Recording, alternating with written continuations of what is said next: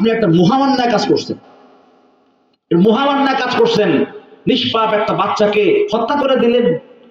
قال ألم أقل لك إنك لن تستطيع معي صبرا। তিনি বললেন, মুসা আলাইহিস সালাম, আমি আপনাকে আগে বলছিলাম আমার কাজবাজ আপনি বুঝতে পারবেন না, আমি কেন করি, যেহেতু আপনার জানা নাই আপনি সবর করতে পারবেন না। তিনি বললেন, আচ্ছা ঠিক আছে, এটা আমার শেষ, যদি আমি এরপরে আবার প্রশ্ন করি তাহলে আপনি আমাকে আপনার সাথে নেবেন না, আপনার সঙ্গে আমার চলার আর দরকার নেই। দুইজনে গেলেন, সফর করতেছেন, তখন তো হোটেল ছিল না। এখন তো আপনি যদি গোপালগঞ্জ থেকে ঢাকা যান, মাঝখানে হোটেল আছে, আমাদের মুর্শিদপুর হোটেল আছে না একটা, হাইওয়ে রেস্টুরেন্ট, এখানে বিরতি দিয়ে পেশাব পায়খানা করা যায়, নামাজ পড়া যায়, খাওয়া যায়। তখন তার এগুলো ছিল না। মরুভূমিতে সেখানে দুইজন সফর করতেছেন, ক্ষুধা লাগছে, খাবেন। তখন একটা নিয়ম ছিল, যদি মরুভূমির কোন মুসাফির গ্রামে যায় বলে আমরা মুসাফির কিছু খেতে দেন, দেওয়াটা নিয়ম ছিল। এটা কোনো খারাপ বিষয় না, এটা স্বাভাবিক নিয়ম। আমার পকেটে পয়সা আছে, হোটেলে যেয়ে বললাম যে খাবার দেন, আমি খাবো, এটা খারাপ কিছু? বলছে এটা খারাপ কিছু? এটা খারাপ কিছু না, স্বাভাবিক। তখন এমন স্বাভাবিক ছিল। দেয়া বললেন যে আমরা মুসাফির, কিছু খেতে দেন। তারা অস্বীকার করলো না, খাওয়াবো না। দুইজনে ক্ষুধার্ত অবস্থায় ফিরে যাচ্ছে, যাওয়ার সময় দেখলেন একটা ওয়াল, প্রাচীর এরকম পড়ে যাচ্ছে। খাদির আলাইহিস সালাম শক্তিশালী ছিলেন, তিনি ওয়ালটাকে নিজে এক হাত ধরে ধাক্কা দেখে করে দিয়েছেন, সোজা করে দিয়েছেন। তিনি বললেন যে যারা এমন অকৃতজ্ঞ, যারা এমন অভদ্র, এটা দুইজন মুসাফির মানুষের খাইতে দিল না, তাদের আপনি এত বড় একটা কাজ করে দিলেন। আপনি চাইলে কিছু পয়সা নিতে পারতেন, ওই পয়সাটা দিয়ে আমাদের খাওয়া চলতো। তিনি বললেন, হাদা ফিরাকু বাইনি ওয়া বাইনিক, আপনার তৃতীয় প্রশ্নের কারণে আমার সাথে আপনার আর চলা হবে না। তবে হ্যাঁ, আমি কাজগুলো কেন করছি আপনাকে তার কারণ এখন বলতেছি। সাউনাব্বিউকা বিতাওয়িলি মা লাম তাসতাতি আলাইহি সাবরা, অবশ্যই আমি অচিরেই আপনাকে বলে দিব ওই সমস্ত কাজের ব্যাখ্যা, যে সমস্ত কাজ দেখে আপনি সবর করতে পারেননি।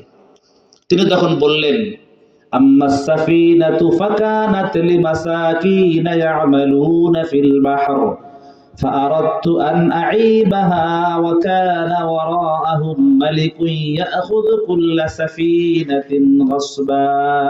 তিনি বললেন, এই যে নৌকাটা 10 ভাইয়ের একটা নৌকা, এদের কাজের আর কোনো ব্যবস্থা নাই। এই 10 ভাইতে মিলে একটা নৌকা দিয়ে সমুদ্রের লোক পার করে, যে পয়সা পায় 10 ভাইয়ের পরিবার চলে। এই নৌকাটা যেখানে চলতেছে তার একটু সামনে একজন জালেম বাদশাহ আছে। তার একটা অভ্যাস হইলো, সে তার সৈন্যদেরকে পাঠিয়ে দেয়, ভালো নৌকা দেখলে নৌকাগুলো তারা এটাকে জোরপূর্বক ছিনায় নিয়ে যায়। বাকি যদি নৌকাগুলো ত্রুটি দেখে তাহলে আর কি করে না, নেয় না। আমি নৌকাটার একটা তক্তা উঠিয়ে দিছি, কিন্তু পুরা নৌকাটা বাইচে গেছে। তক্তাটা না উঠাই দিলে একটু পরেই বাদশার সৈন্যরা আইসে নৌকাটাকে নিয়ে যাইতো।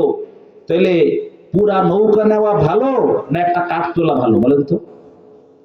বোঝেন নাই? পুরা নৌকাটাই নিয়ে যাইতো, 10 বার আর কিছু করার থাকতো না। 10 জন বেকার হয়ে যাইতো, 10 জন না 10টা পরিবার রোজগার শূন্য হয়ে যাইতো। খাইতো কি? তা আমি একটা তক্তা উঠিয়ে দিছি, যখন বাচ্চার সৈন্যরা আসবে দেখবে যে ভাঙ্গা নৌকা, আর নিবে না, তারা পরে মেরামত করে নিবে, চলবে। ভালো করছে না খারাপ করছে? জোরে বলেন, ভালো করছে না খারাপ করছে? একটু আগে কি মনে হইছে? খারাপ মনে হইছে। এরপরে তিনি বললেন, وأما الغلام فكان أبواه مؤمنين فخشينا أن يرهقهما طغيانا وكفرا فأردنا أن يبدلهما ربهما خيرا منه زكاة وأقرب رحما। তিনি বললেন যে বাচ্চাটাকে দেখছেন, তার বাবা মা বড় নেককার, বাবা মা নেককার, কিন্তু এই ছেলেটা বড় হয়ে কাফের হবে, অবাধ্য হবে। সে নিজে কাফের হওয়ার পরে বাবা মাকে কাফের হওয়ার জন্য চাপ প্রয়োগ করবে। হইতে পারে ছেলের চাপের কারণে বাবা মাও কাফের হয়ে যাবে। তাহলে ছেলেটারও পরকাল বরবাদ, বাপ মারও পরকাল কি বরবাদ, ধ্বংস। তো আমি এই বাচ্চাটাকে হত্যা করে দিছি আল্লাহ পাকের আদেশে। আল্লাহ পাক এই বাচ্চাটার পরিবর্তে তাকে একটা মেয়ে সন্তান দিবে, পরবর্তীতে যে মেয়ের বংশে নবী হবে, বলেন না সুবহানাল্লাহ। যে ছেলে কাফের হবে এই ছেলে ভালো, নাকি যে মেয়ের ঘরে নবী হবে এই মেয়ে ভালো, বলেন তো? এই মেয়ে ভালো। তাহলে যদিও দেখতেছেন এই ছেলেটা সুন্দর নিষ্পাপ, কিন্তু এই ছেলেটাই পরবর্তীতে নিজেও জাহান্নামের লাকড়ি হবে, নিজের বাবা মাকেও জাহান্নামে নিয়ে ছাড়বে। আর যদি এই ছেলেটাকে মেরে ফেলি, তাহলে এর পরিবর্তে আল্লাহ পাক তাকে একটা নেককার মেয়ে দিবে, যে মেয়ে নিজেও নেককার হবে, তার ঘরে নবী আসবে, সেই নবীর মাধ্যমে হাজার হাজার লোকের হিদায়াত হবে। সুবহানাল্লাহ। একটু আগে কি মনে হয়েছিল বলেন তো? সন্তান হত্যাটা একটু আগে কি মনে হয়েছিল বলেন? খারাপ মনে হয়েছে, আসলে কি এটা ভালো? এরপরে তিনি বললেন, ও আম্মাল জিদার ফাকানা লিগুলামাইনি ইয়াতীমাইনি ফিল বাহর وأما الغلام فكان وأما الجدار فكان لغلامين يتيمين في المدينة وكان تحته كنز لهما وكان أبوهما صالحا فأراد ربك أن يبلغا أشدهما ويستخرجا كنزهما رحمة من ربك وما فعلته عن أمري ذلك تأويل ما لم تستطع عليه صبرا।